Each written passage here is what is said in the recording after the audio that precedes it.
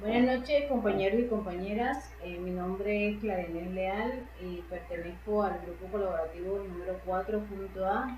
Héctor Aquiles Sáenz, y en el día de hoy vamos a hablar acerca de la evaluación dentro del proceso de enseñanza y aprendizaje. Bueno, es importante hablar sobre la génesis y la cronología de la evaluación en el proceso de enseñanza-aprendizaje. El concepto de evaluación en el campo de la educación ha ido variando a lo largo del tiempo. En un principio se unió a la tradición examinadora y de control que caracterizaba las prácticas evaluativas hasta los años 40, cuando se vinculaba directamente con la valoración de resultados de aprendizaje de los alumnos. Posteriormente, su ámbito se extendió a otros aspectos educativos, hasta llegar al intento de enfoque que hoy en día tiene. Podemos considerar que el nacimiento de la evaluación, en el sentido de que la entendemos hoy en día, puede situarse en principios del siglo XX y en aquel momento se unió al concepto de medida de rendimiento académico de los contenidos.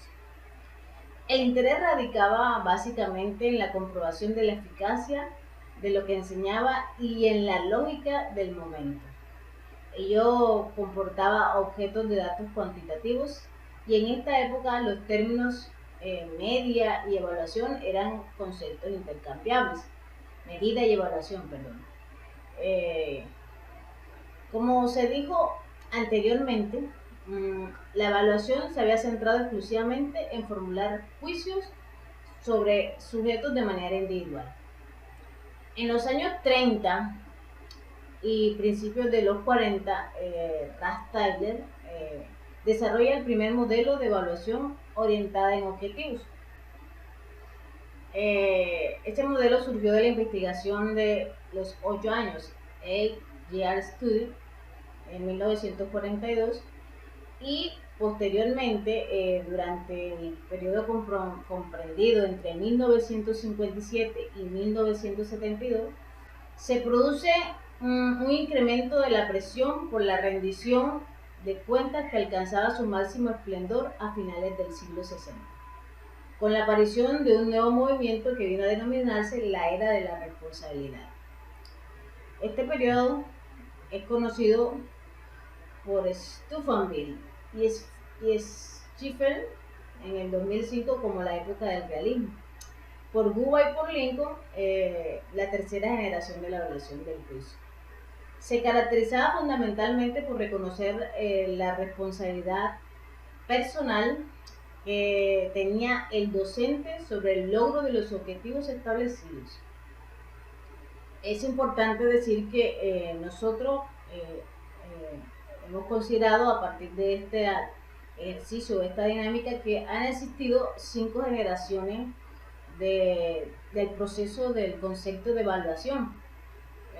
En el cuadro aparece como una primera generación, la que anteriormente la hemos comentado, que fue hasta 1930 relativamente, que es donde se asumía el positivismo y las ciencias físico-naturales, es decir, el interés en la medición de la científica y de las conductas humanas. Posteriormente, para una segunda generación, de 1930 a 1957, con la era de Tyler, acuña el término de evaluación educativa, que va más allá de la evaluación psicológica. También entendemos que en la tercera generación, que va del 57 hacia el 72, la evaluación se asocia con la toma de decisiones, el interés por rendir cuentas, como lo decía anteriormente.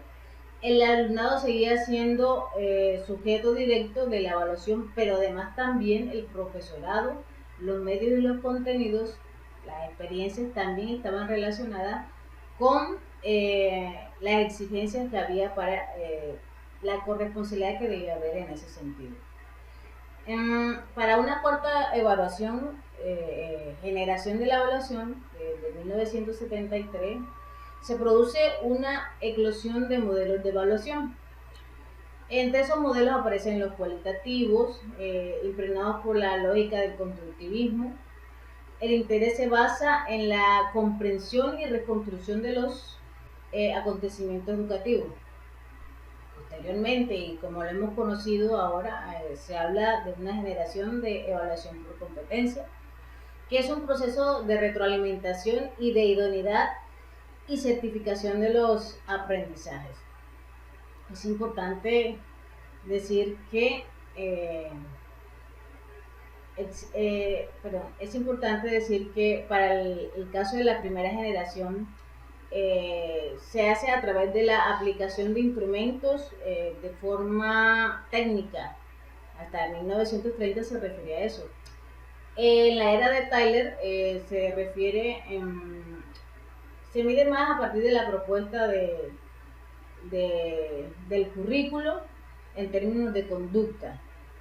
Y en la era de la generación número 3, que la va del 57 al 72, se refiere a lo que Combrach le dice, introduce herramientas como los cuestionarios, la entrevista, la observación y técnicas, entre esas técnicas de la evaluación.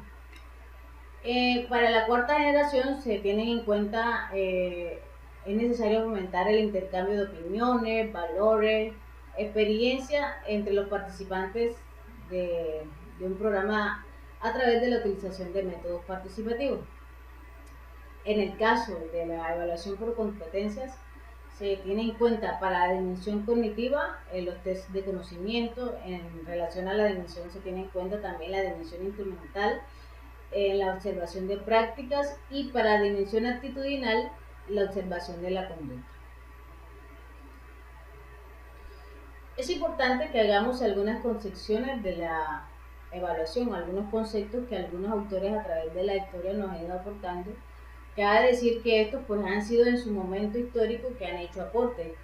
Para el caso de Tyler, que todos hemos hablado mucho de él, se piensa o habla sobre la evaluación, que esta se incorpora al ámbito de la educación. En el concepto, evaluar es un proceso que determina hasta qué punto se han conseguido los objetivos educativos. Incorpora en el ámbito de la educación el concepto de evaluación. Evaluar es un proceso que determina hasta qué punto se han conseguido los objetivos educativos. Para Cronbach, la evaluación como proceso de recogida y uso de la información para posterior toma de decisiones. Para Scriven, incorpora en la evaluación los conceptos de validez, mérito, de lo que se realiza, introduce además la evaluación formativa y la sumativa. Stuffelbill piensa que la evaluación es un proceso mediante el cual se proporciona información útil para la toma de decisiones, y el propósito de la evaluación no es demostrar sino perfeccionar. Para Bartlett y Hamilton introducen en este concepto la evaluación iluminativa, el cual se centra en el análisis de los procesos de negociación que tienen lugar en el aula. Para Stack incorpora el concepto de la evaluación respondente, o sea, un concepto centrado en la persona y aquellos problemas o interrogantes que se desean conocer. Elliot propone el concepto de la autoevaluación, y Kemis introduce el conocimiento de valores para la emisión de juicios adecuados por parte de los evaluadores. Siguiendo con el análisis acerca de la evaluación de los aprendizajes, podemos hacer una pregunta: ¿por qué evaluamos? Al responder esta pregunta podemos comprender su utilidad y sus principales enfoques.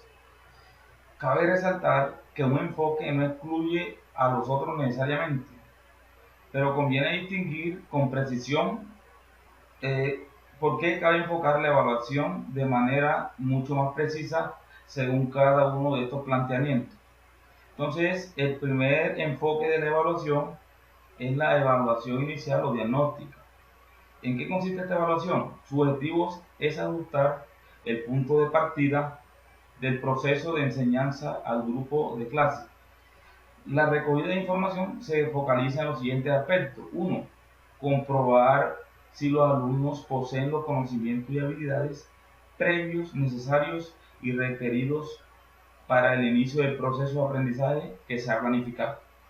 Otro, para saber los conocimientos que ya poseen los alumnos sobre dicho proceso de aprendizaje.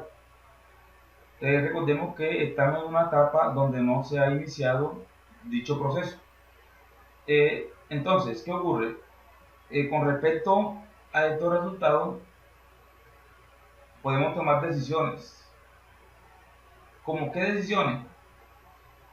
Si analizamos que de pronto los estudiantes cuentan con excelentes conocimientos previos que le permiten un buen desenvolvimiento en el proceso de aprendizaje, podemos iniciar el proceso tal y como se había planeado. Otra cosa que podemos hacer es remitir a los alumnos a fondos de información complementaria en caso que estos evaluaciones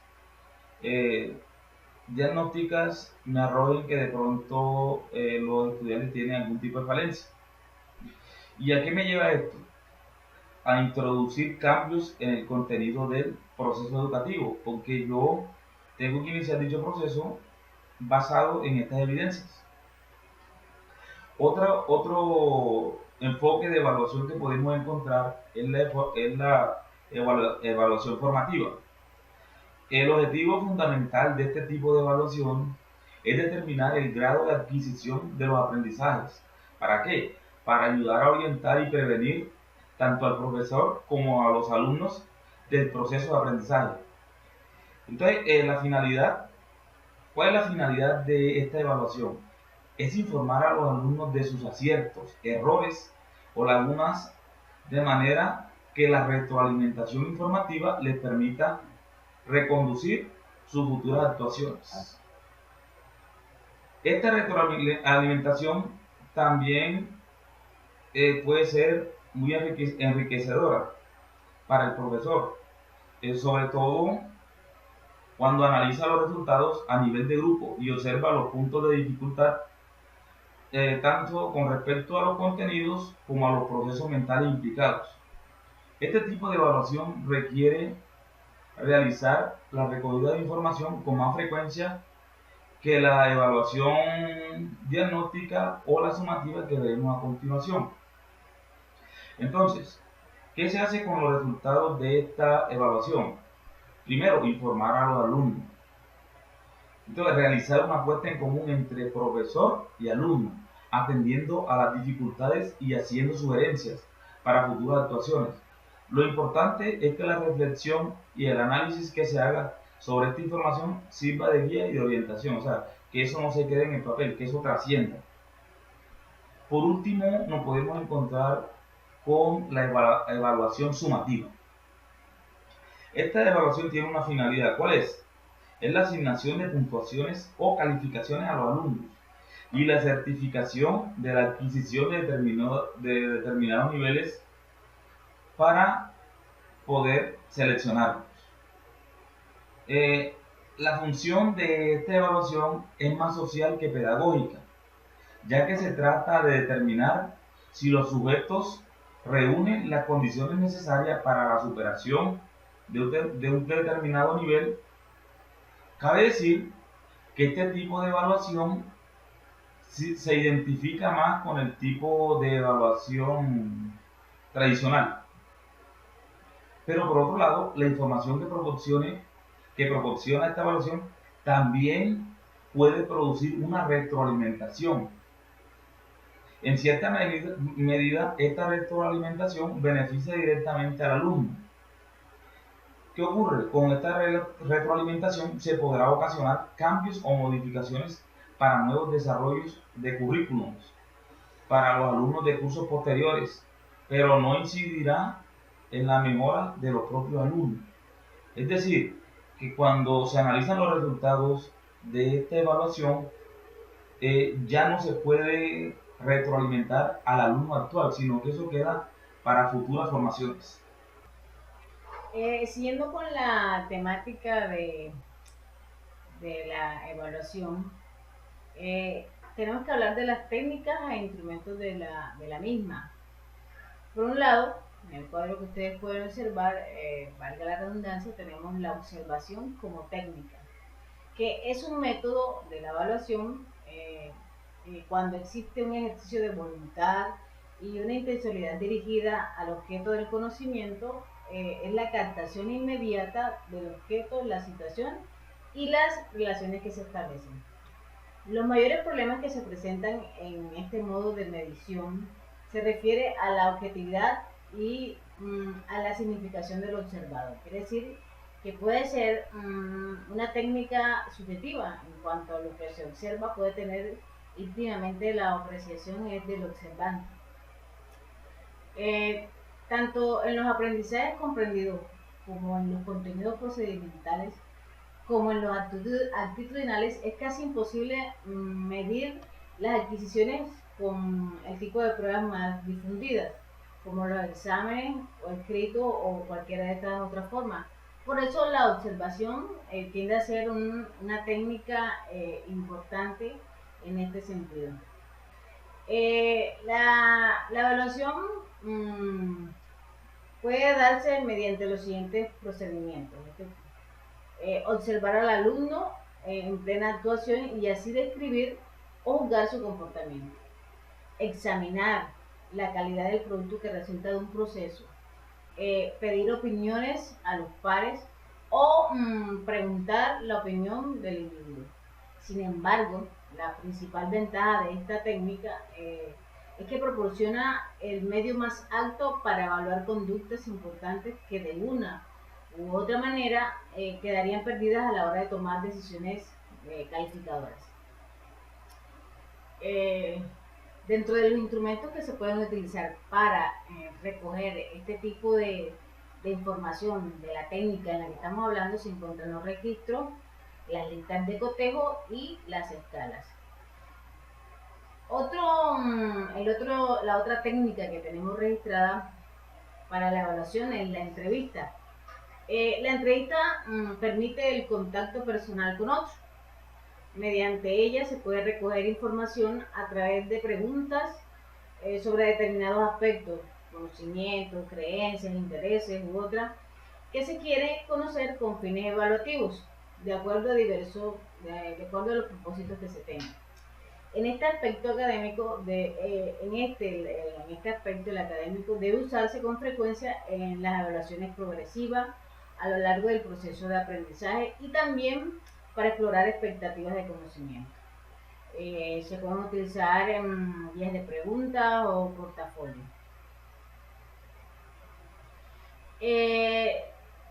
Otra técnica de instrumento de evaluación se encuentra en la encuesta. La encuesta en ocasiones sostiene que tanto la observación como la entrevista brindan información que puede ser sesgada por la percepción e interpretación del observador o del entrevistador. A través de las entrevistas y observaciones se obtiene información cualitativa. Si se quiere ampliar la visión del objeto de la evaluación, es necesario utilizar otras técnicas que brinden además de estos datos cualitativos, datos cuantitativos. Y una de las ideales para este tipo de recopilación de la información que se quiere en cuanto a la evaluación puede ser la encuesta. Directamente se utiliza como instrumento o el cuestionario. La prueba, que es, digamos, es otra de las técnicas que se utilizan para la evaluación, o que utiliza la evaluación.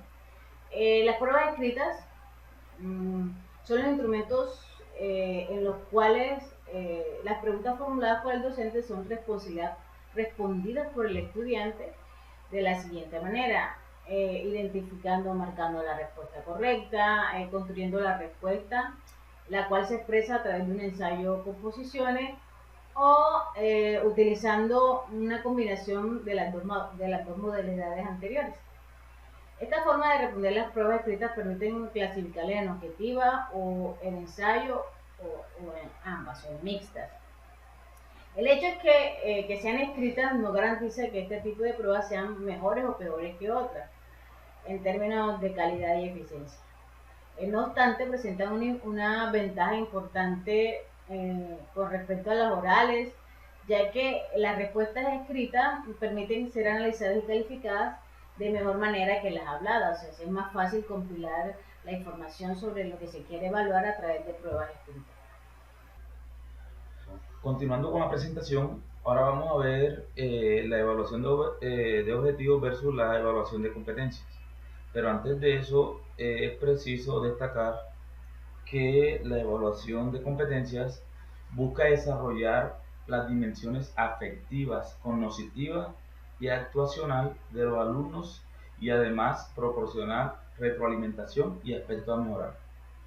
En este caso, la evaluación de competencia tiene un fin formativo durante todo el proceso de enseñanza-aprendizaje y además es participativa, reflexiva y crítica. También recordemos que una competencia en enseñanza hace referencia a las capacidades y habilidades de conocimiento, de pensamiento y de valores que tienen los seres humanos, que al usarlos de manera integrada permiten su interacción y el desarrollo de actitudes de adaptabilidad y de relación para favorecer su ámbito personal, social y laboral. Entonces, también es bueno que entendamos los principales principios que subyacen a la evaluación de competencias. Por ejemplo, un principio es que se lleva a cabo para tomar decisiones que mejoren y aumenten la idoneidad de una enseñanza o de una actividad. Otra cosa importante de este tipo de evaluación es que se realiza teniendo en cuenta el contexto, tanto profesional, disciplinar, social e investigativo. También esta evaluación no es solo para alumnos, esta evaluación de competencia es para el docente y además del docente todo el conjunto de la comunidad educativa. También es importante entender que esta evaluación integra aspectos tanto cualitativos como cuantitativos. Entonces, este tipo de evaluación por competencia establece que todo proceso formativo debe estar acompañado de una evaluación. Hay que destacar, sin embargo, que no todas las evaluaciones basadas en competencias son iguales. Existen varios tipos en función de sus características y los agentes implicados. En total encontramos 3 tipos de evaluaciones basadas en competencias. Estas evaluaciones son las coevaluaciones, tenemos la autoevaluación y tenemos la heteroevaluación. Entonces, vamos a hablar un poco acerca de la coevaluación. La coevaluación permite traspasar la competencia evaluativa a los propios alumnos. Fíjense bien, esto es algo muy importante. Los alumnos van a ser los encargados de valorar, analizar y apreciar sus propias tareas y actividades o la de sus compañeros. Es decir, que esta evaluación se realiza a nivel de pares. Esta idea parte de la duda sobre la necesidad que el docente sea el que evalúe siempre si sus alumnos han alcanzado adecuadamente el objetivo establecido o no. O sea que acá ya la tarea no solo queda en el docente, también el alumno se incluye en este asunto. Entonces, la coevaluación es muy importante ya que ayuda a instaurar valores de igualdad y valores que están dentro de la sociedad democrática. Todo esto lo hace dentro del aula. Podemos decir, según autores como Borja 2011, él establece que la coevaluación tiene 3 principios: el de transparencia, el de transformación y el de autonomía. ¿Ese de transparencia en qué consiste? Hombre, consiste en que los alumnos escogen los criterios, ayudan a escoger los criterios que están presentes en todo el proceso evaluativo. En esto de la transparencia se trata de que este proceso sea público, o sea, que lo conozca el alumno, que lo conozca toda la comunidad educativa. ¿Qué van a conocer? Hombre, todas las reglas y los criterios que conciernen a la evaluación. Vamos a ver en qué consiste lo de la transformación. Consiste en que desde que se realiza la primera apuesta, es común entre los estudiantes que se den avances y cambios posteriores. ¿Qué ocurre? Los estudiantes van experimentando mejoras a lo largo del proceso.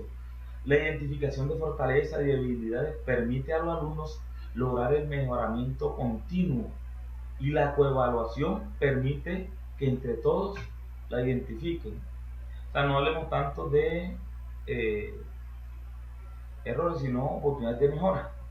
Por último, la autonomía, que esto es bien importante en el proceso educativo. Entonces, ¿qué ocurre? A los estudiantes se les da la oportunidad de tomar decisiones. Estas decisiones son libres, pero de manera responsable. Los alumnos aprenderán a asumir y a aceptar los límites y asumen su responsabilidad dentro de todo este proceso educativo. Entonces, en las coevaluaciones, el docente orienta, anima y enriquece el proceso.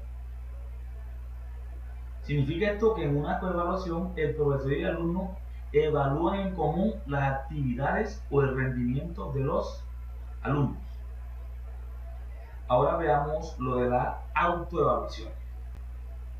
Entonces, la autoevaluación persigue el mismo fin que la coevaluación, ya que también pretende desterrar la idea de que una evaluación solo puede llevarse a cabo por un docente. En este caso, es el propio alumno quien se evalúa a sí mismo y analiza su grado de adquisición de competencias. Hay que aclarar algo. La autoevaluación no consiste en tratar de evaluar a los demás compañeros, sino a sí mismo. Entonces, ¿qué le permite la autoevaluación al alumno? Le permite aprender. Y por este motivo, los docentes deben enseñar a sus alumnos a autoevaluarse, para darle pautas, para que tomen conciencia de sus propios logros, errores o oportunidades de mejora y establezcan aspectos a mejorar durante todo el proceso. Entonces, esto propicia que los alumnos tengan una actitud más responsable ante su propio proceso de aprendizaje. Finalmente, en una autoevaluación, los alumnos también deben de valorar las estrategias y los instrumentos de evaluación para poder mejorar su calidad. Y ahora por último vamos a analizar lo que se entiende por heteroevaluación. Una heteroevaluación consiste en la valoración del rendimiento escolar por parte de personas distintas al propio alumno, y esto puede ser individual en el caso de que solo una persona evalúe una actividad realizada, o colectiva en el caso que distintas personas evalúen por separado el trabajo también realizado por el alumno. Entonces, estos procesos ofrecen muchos datos y es complejo por el hecho de la dificultad que supone juzgar las actuaciones de los demás. Entonces, en la heteroevaluación, un alumno puede valorar el desempeño de otros alumnos, incluso el propio docente. O sea, ya el propio docente puede ser evaluado incluso por los alumnos. Entonces, cabe resaltar que estos tipos de evaluación juegan un papel muy importante en la escuela, ya que permiten el acompañamiento y la posibilidad de reforzar los procesos en los que el educador ayuda en el proceso educativo. Entonces, las evaluaciones basadas en competencias se relacionan con los métodos activos, en los cuales el aprendizaje se centra en el estudiante y por lo tanto él es un actor clave en el proceso educativo. Esto lo muestra lo que es la coevaluación, autoevaluación y heteroevaluación. O sea que hay que manejar la forma de aprendizaje y de enseñanza. Entonces, hasta este momento se habló acerca de la evaluación por competencia. Ahora vamos a hablar de la evaluación por objetivos.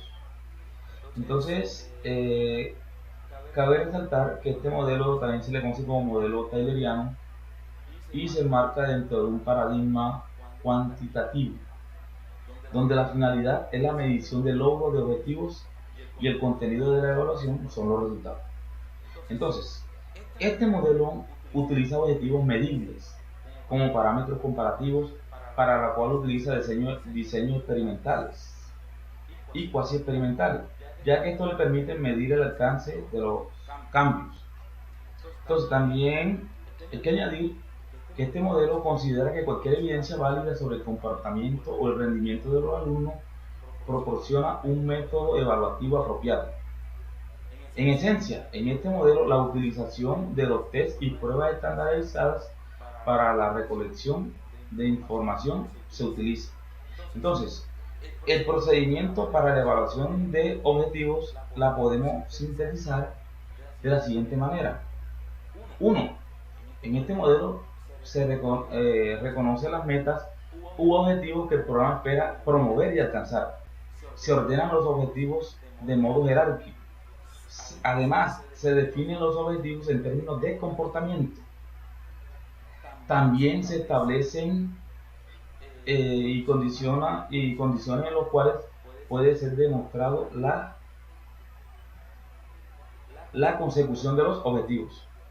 Otro, explicar los propósitos de la estrategia al personal más importante, por ejemplo, el personal encargado de realizarlo. Entonces, recordemos aquí que allá en la evaluación por competencias, tanto los alumnos como el profesor eran importantes. Acá vemos que es el profesor. Otra, elegir o desarrollar las medidas técnicas de evaluación apropiadas, capaces de medir de manera adecuada los indicadores del logro de los objetivos, de ser posible, instrumentos objetivos y estandarizados. Y también utiliza los procedimientos estadísticos, como ya se dijo anteriormente. Otro, recoge y analiza la información necesaria que podrán referirse a los centros, a los programas desarrollados o al aprendizaje concreto de los estudiantes. También, este modelo busca contrastar los datos con los objetivos de comportamiento esperado, concluyendo si hubo o no un logro de estos y en qué medida.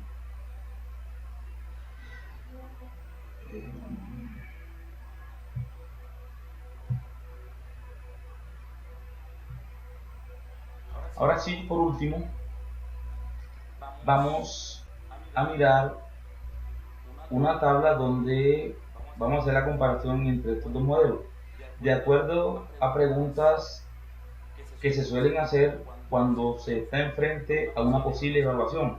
Las preguntas son: ¿qué se evalúa? ¿Para qué se evalúa? ¿Quién evalúa? ¿Cómo evalúa? ¿Y en qué momento se evalúa? Entonces, de acuerdo al modelo, esas preguntas tienen determinada respuesta. Por ejemplo, en la evaluación de objetivos, ¿qué evalúa el modelo de evaluación de objetivos? Evalúa el nivel de logro que se ha obtenido de los objetivos de aprendizaje. O sea, que aquí evaluamos el logro de objetivos. Mientras que en la evaluación de competencias evaluamos saberes de la competencia, es decir, saber hacer y saber ser. Cabe recordar que para que se logre la competencia, el estudiante debe mostrar saber hacer y saber ser. No basta dominar una o dos elementos de la competencia, tiene que ser un todo global. ¿Para qué se evalúa?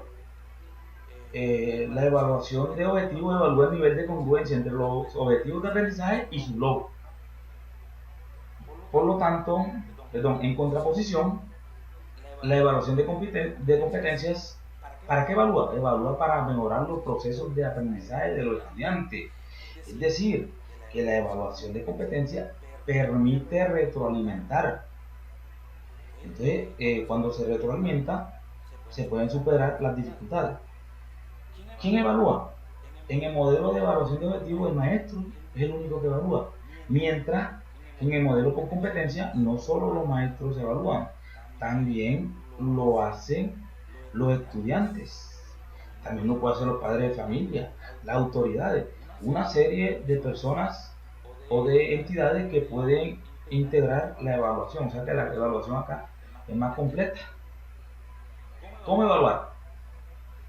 La evaluación de objetivos evalúa a través de la medición del acercamiento o la distancia entre lo previsto de aprender y lo que finalmente se aprendió. Nuevamente decimos, o sea, se comparan los logros, qué tanto se logró. Entonces, ¿cómo evalúan este modelo de competencia? Evalúa con técnicas, las técnicas más utilizadas son la observación, la encuesta, los exámenes y los portafolios. También tenemos las rúbricas.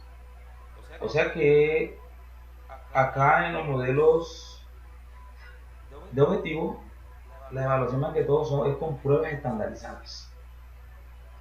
Ahora, ¿en qué momento se evalúa?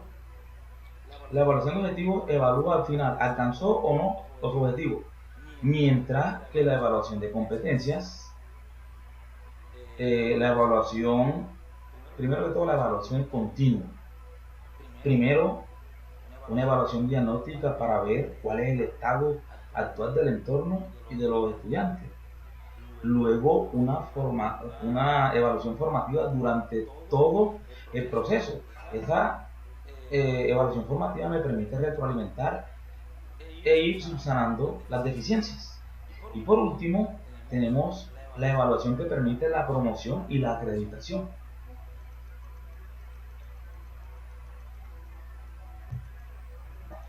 Entonces, al hacer una síntesis en cuanto a la evaluación de objetivos y de competencias,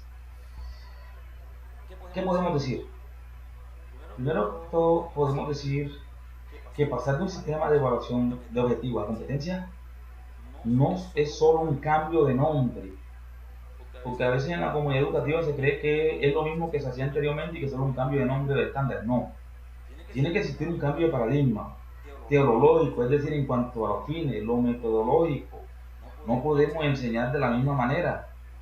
Tenemos que tener muy pendiente lo de la metodología activa, que el estudiante se haga partícipe de su proceso. ¿Qué significa esto? Que tiene que existir una reestructuración del quehacer docente.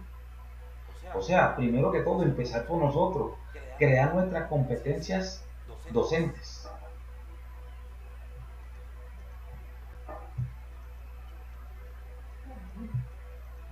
Muchas gracias. Muchas gracias, compañero.